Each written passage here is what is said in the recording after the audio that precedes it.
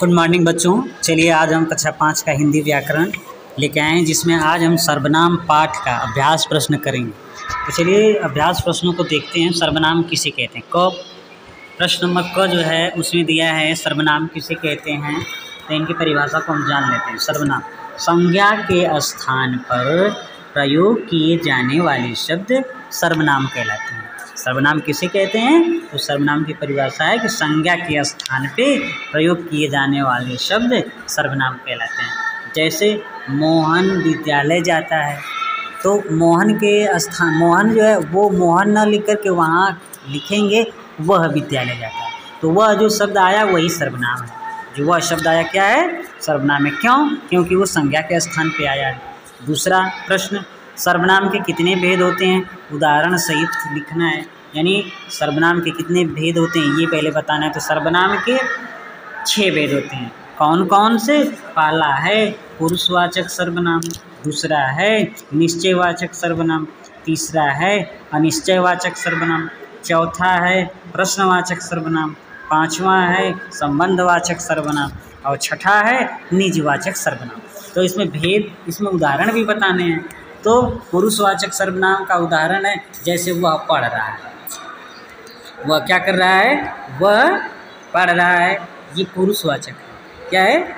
वह जो है वो शब्द आया है वो पुरुषवाचक है। तुम कहाँ जा रहे हो? वह तुम जो शब्द आया है ये क्या है? पुरुषवाचक सर्वनाम। मैं जो शब्द है, मैं खेल रहा हूँ, तो मैं जो शब्द आया हुआ है ये पुरुषवाचक सर्वनाम के अंतर्गत आया हुआ है। नेक्स्ट प्रश्न, पुरुषवाचक सर्वनाम किसे कहते हैं? तो पुरुषवाचक सर्वनाम के बारे में जान लेते हैं हम।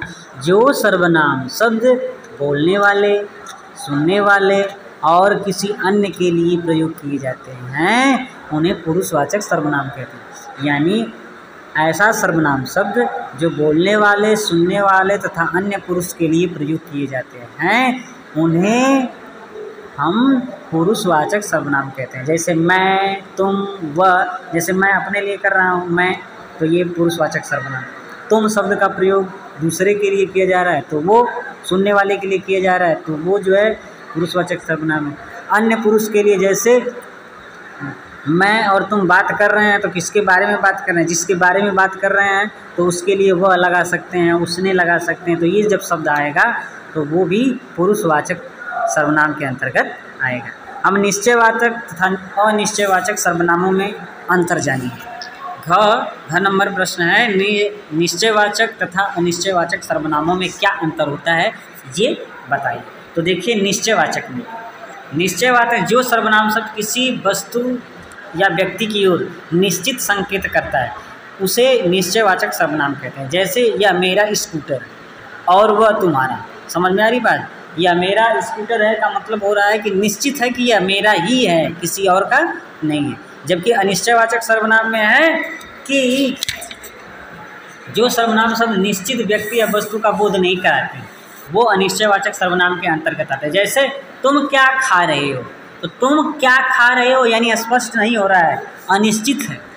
अनिश्चित है यानी निश्चित नहीं हो पा रहा है कि क्या खा रहे हैं, स्पष्ट नहीं हो रहा है कि क्या खा रहे हैं। यह कार किसकी है ये भी पता नहीं है, यानी ये निश्चित नहीं है कि किसकी है, ये मालूम नहीं है कि किसकी है कार। तो यहाँ पे निश्चित अनिश्चित का पता चल रहा है। नेक्स्ट प्रश्न देखते हैं, संबंधवाचक तथा प्रश्नवाचक सर्वनाम की परिभाषा। तो संबंधवाचक सर्वनाम की परिभाषा जिसकी तथा उसकी।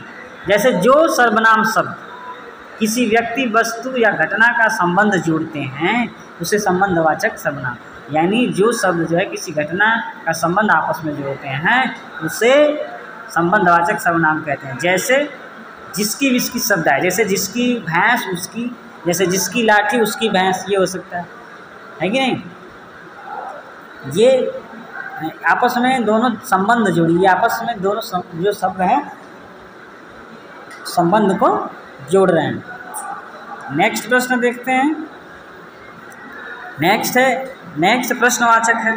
तो प्रश्नवाचक में ये है कि जो सर्वनाम शब्द किसी व्यक्ति या वस्तु के बारे में प्रश्न पूछते हैं, यानी उन सर्वनाम से जिनसे ये पता चले कि प्रश्न पूछा जा रहा है उसे प्रश्नवाचक सर्वनाम शब्द कहते हैं। जैसे तुम क्या खा रहे हो, यानी प्रश्न पूछा जा रहा है कि क्या खा रहे हो, यह कार किसकी है, इस प्रश्न पूछा जा रहा है, इसीलिए यहाँ पे किसकी और क्या जो शब्द आया है वो प्रश्नवाचक सर्वनाम के अंतर्गत आया है, इसीलिए इसे प्रश्नवाचक सर्वनाम शब्द कहते हैं।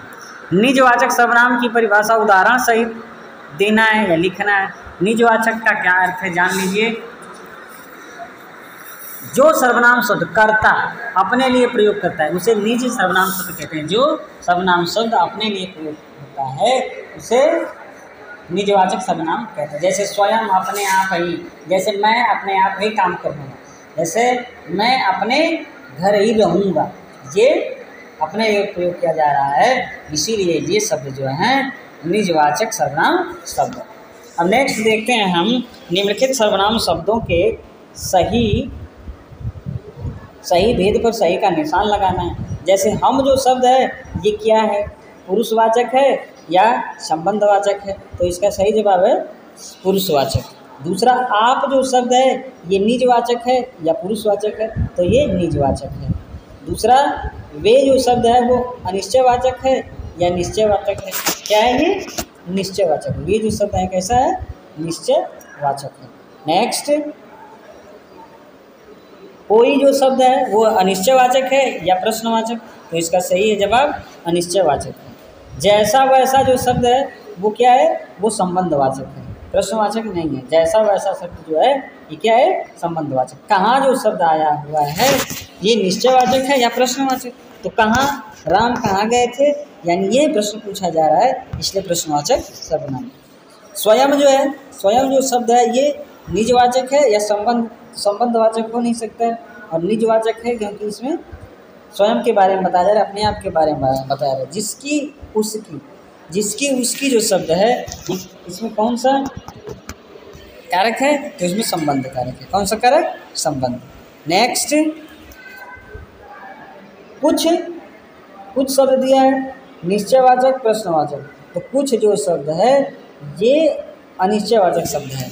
यह जो शब्द है ये प्रश्नवाचक है या निश्चयवाचक, तो ये प्रश्नवाचक न होकर के कौन सा है, निश्चित वाक्य है, निश्चयवाचक सर्वनाम के अंतर्गत आएगा ये। नेक्स्ट देखते हैं, निम्नलिखित सर्वनाम शब्दों के सही भेद का सही पर निशान लगाना। जैसे सर्वनामों का वचन पर प्रभाव पड़ता है, ये सही है।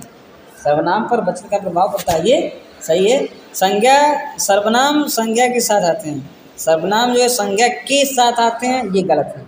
सर्वनाम संज्ञा के साथ नहीं आते, के स्थान पे आते हैं। सर्वनाम संज्ञा के स्थान पे सर्वनाम शब्द आते हैं, ऐसा है।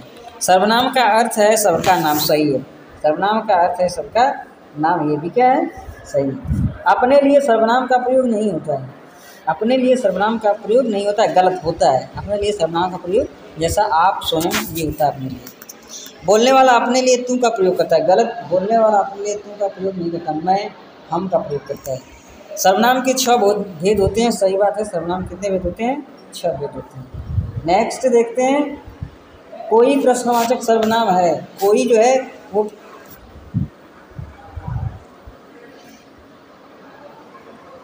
कोई प्रश्नवाचक सर्वनाम है, कोई जो शब्द है वो प्रश्नवाचक सर्वनाम आया है, गलत है, ये गलत है। कोई प्रश्नवाचक सर्वनाम नहीं है, ये निश्चयवाचक है। मैं जो शब्द है वो पुरुषवाचक सर्वनाम शब्द है, सही बात है। मैं जो शब्द है वो पुरुषवाचक सर्वनाम शब्द है। दूसरा, सर्वनाम लिंग से प्रभावित होते हैं, सर्वनाम जो है लिंग से प्रभावित होते हैं, ये गलत है। ये क्या है, गलत है। कौन प्रश्नवाचक सर्वनाम शब्द है, कौन प्रश्नवाचक सर्वनाम शब्द है, ठीक है, ये प्रश्नवाचक सर्वनाम शब्द है। नेक्स्ट देख देखते हैं, दिए गए सर्वनाम शब्दों के सही रूप में निम्नलिखित वाक्यों को पूरा कीजिए। अब आपको जो है कुछ शब्द दिए गए हैं, वे आपको बुक में फिल करना है। मैं यह कार्य स्वयं कर लूँगा, मैं यह कार्य क्या करूँगा, स्वयं कर लूँगा। नेक्स्ट में भरा जाएगा, वह मेरे माता पिता हैं, वह भरा जाएगा, वह मेरे माता पिता हैं। खाली स्थान परिश्रम, लोग वही सफल होते हैं, जो परिश्रम करेगा वही सफल होगा। दूध में खाली स्थान पड़ा है, कुछ पड़ा है, ये फिल करेंगे। खाली स्थान, शिक्षक का क्या काम है, आपके शिक्षक का क्या